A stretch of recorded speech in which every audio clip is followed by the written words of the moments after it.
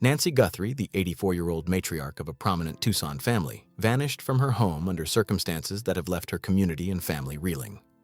Known for decades as a devoted mother and grandmother, Nancy's sudden disappearance uncovered a secret life that had remained hidden for more than 30 years.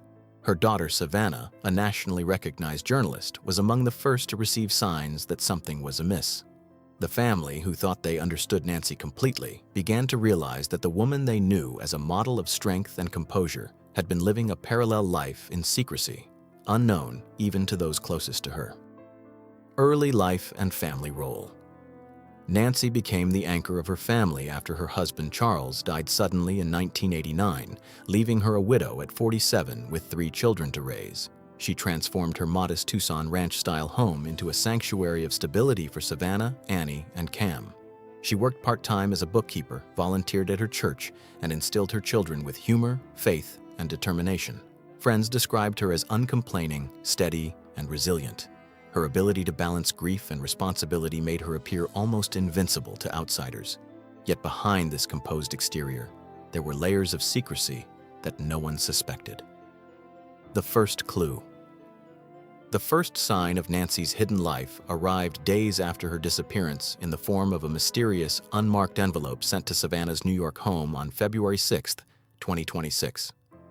Inside was a faded photograph of Nancy, younger and smiling, arm in arm with an unfamiliar man outside a Santa Fe cafe. On the back, a cryptic message read, "She deserved more than secrets. Ask about Elena." The date, 1992, placed it 3 years after Charles's death, a period the children remembered as devotedly spent mourning their father. This single photo would unlock decades of hidden history, forcing the family to confront a reality they had never imagined. The secret encounter. Nancy's double life began innocuously in 1991 during a rare solo trip to Santa Fe for a church retreat. There, she met Victor Ramirez, a 45-year-old artist and gallery owner originally from Mexico City. Victor had fled political unrest in the 1980s and had built a life immersed in creativity and culture. Sharing stories of loss, the two connected deeply, both widowed and navigating life alone. This initial friendship gradually became romantic, a stark contrast to the life Nancy maintained in Tucson. The encounter provided her a glimpse of freedom and passion that she had long suppressed in the wake of her husband's death. Compartmentalizing 2 lives. Returning to Tucson, Nancy buried her new connection, resuming her role as devoted mother and community member. She began taking periodic trips to Santa Fe, using excuses like women's retreats or visits to distant friends to explain her absences. During these trips, she developed her alias, Elena, and cultivated a life with Victor. She contributed to his gallery, explored her artistic side, and built relationships with local artists. The dichotomy between Nancy's lives became increasingly pronounced.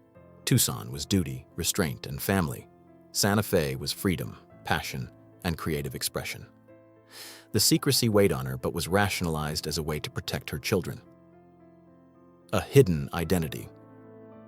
By 1995, Nancy had firmly entrenched herself as Elena Ramirez.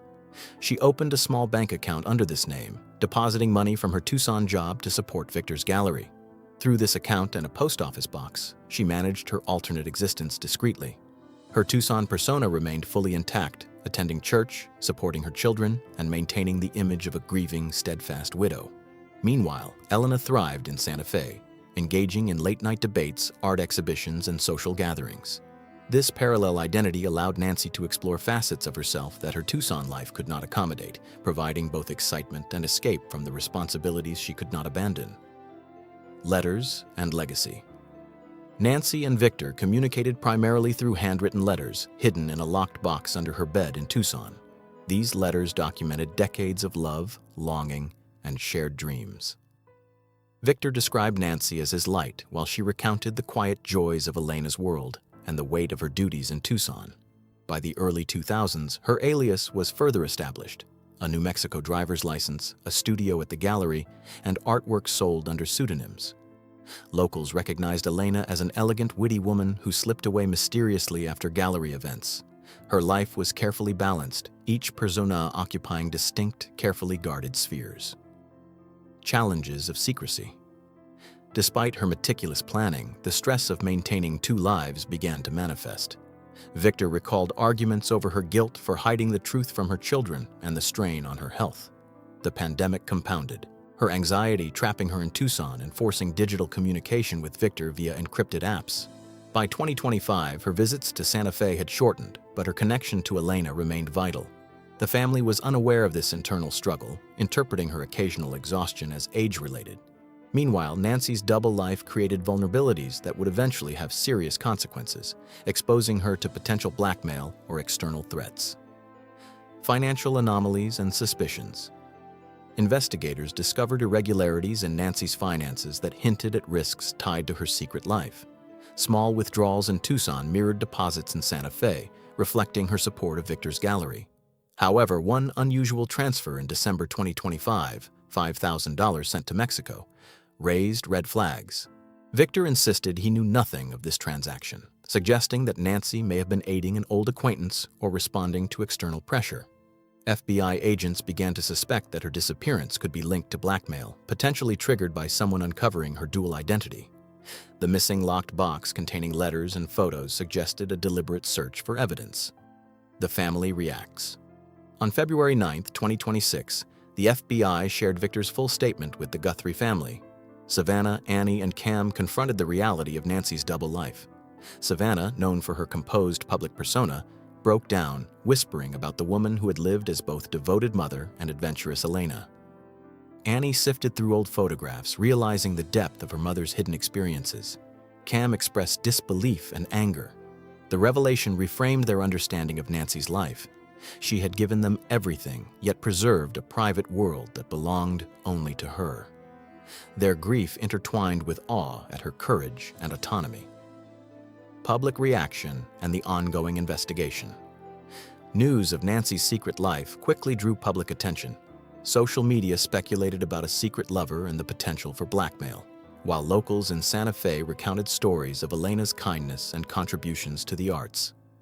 Victor's gallery became a focal point for reporters and admirers, temporarily closing due to overwhelming attention. Meanwhile, investigators focused on tracing the $5,000 transfer to Mexico, re-interviewing Tucson neighbors, and canvassing Santa Fe for sightings of Nancy or suspicious figures. Evidence suggested her vanishing was personal, potentially linked to someone discovering her dual existence rather than an opportunistic crime. The complexity of her choice. Nancy's dual life represented a rebellion against the isolation of widowhood and a desire for self-expression long denied. For 30 years, she juggled her family responsibilities with her passion for art, love, and intellectual exploration. While Tucson represented stability and duty, Santa Fe symbolized freedom and identity. Maintaining secrecy came at great personal cost: anxiety, health concerns, and a growing distance from her children. The FBI's investigation continues to explore whether her disappearance was voluntary, coerced, or the result of blackmail. The case underscores the complexity of human choices and the unseen layers of a seemingly ordinary life. Conclusion: a life of secrets and courage. Nancy Guthrie's story challenges conventional notions of devotion, duty, and identity. The woman who appeared to embody resilience and grace was also a figure of courage and autonomy, navigating parallel lives for decades. Her vanishing has left unanswered questions. Was it a crime, an attempt to flee, or retaliation for her hidden life? The investigation will continue, seeking clarity for the Guthrie family and the public. Ultimately, Nancy's story reminds us that even the most familiar lives may conceal unseen depths, and that love, creativity, and personal freedom can exist quietly alongside duty and family.